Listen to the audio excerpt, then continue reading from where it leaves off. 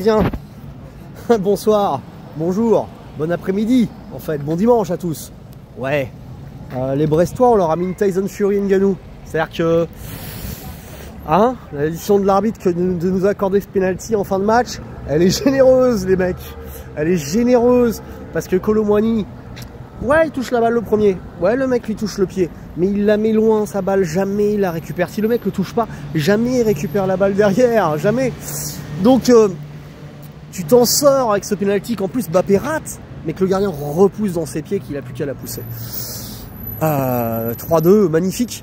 Parce que franchement, là, tu chattes comme des bâtards, un peu comme des salopards, et vraiment, on la mérite pas cette victoire. Il faut dire les choses quand elles sont comme ça. Hein.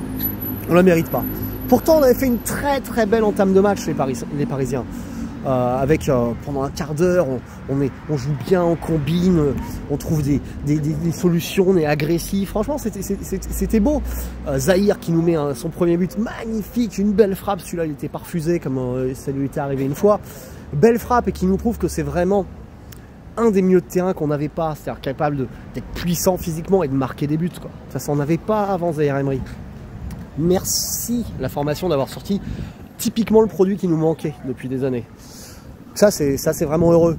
Et derrière on met le deuxième but, c'est Kylian, ouais, sur une spéciale, le contre là comme ça, je crois que c'est Lee qui le lance et il ferme son pied comme ça, dévié par le gardien dans les buts. On mène 2-0, 25e minute. Tu te dis c'est parti pour l'autoroute les Brestois. C'est parti pour l'autoroute. On avait mis une compo un petit peu ambitieuse avec 4 attaquants, Barcola à gauche, Lee à droite, Ramos, Mbappé, Ruiz et Zahir au milieu de terrain, et la défense, Hakimi, Danilo, Skriniar et Hernandez, Gigio dans les buts.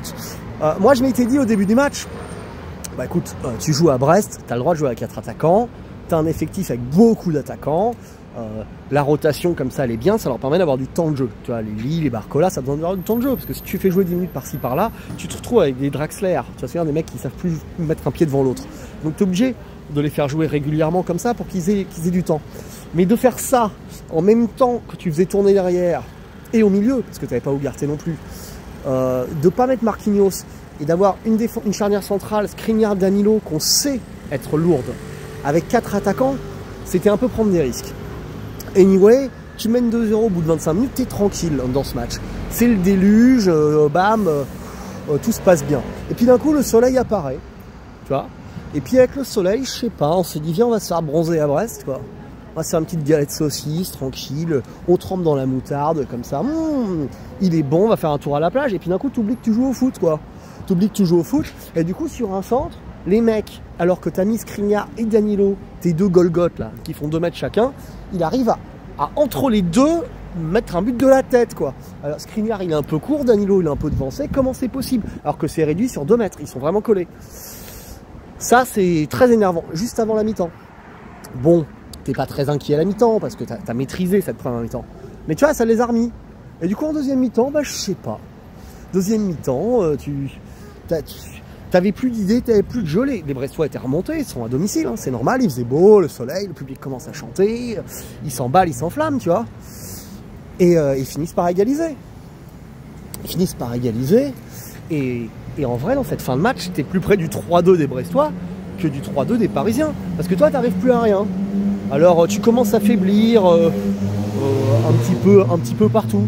Même si j'ai pas identifié d'éléments vraiment faibles aujourd'hui, tu vois, tu commences à plus ressortir, à un peu saccager tes contres et tout ça. Bon. Tu commences à faire des changements. Tu mets Vitinha à la place de Lee, Kolo à la place de Ramos et Barcola qui sort pour Dembélé. T'as pas beaucoup vu Dembélé. Dembélé, il a juste une très belle occasion à la fin, là, quand il y a déjà 3-2, où il passe 2 joueurs, 3 joueurs, et puis il rate sur le 4e. Donc tu te dis, ce mec-là ne marquera de but qu'en finale de Ligue des Champions. T'as l'impression que c'est dans son contrat, Dembélé marquera un but que vraiment, sinon on ne marque pas. Voilà. Kolo Muani, qu'est-ce qu'il a apporté de plus que Ramos? Pas grand chose. Ramos avait fait des bons décrochages, des bonnes combinaisons cette première mi-temps. Kolo Muani n'a rien fait, mais il obtient le penalty. Merci. Merci parce que sans lui, on s'en sort pas. Sans lui et les arbitres, parce que je le répète, franchement, on les a ken. On les a carottes. Ouais, bien sûr, tu peux le siffler. Mais franchement, ce penalty-là, il est contre nous en Coupe d'Europe. Je m'énerve, hein, je te le dis tout de suite. Hein. Je m'énerve parce que le mec, le contrôle, il est long, quoi. Il est long, c'est tout, c'est la vérité. Faut pas, tu vois, pas se raconter l'histoire. Donc le PSG, on gagne 3-2. J'ai envie de te dire que c'est l'essentiel. Tu vois, je veux dire, tu recolles au classement, tout ça. Tu as fait tourner l'effectif.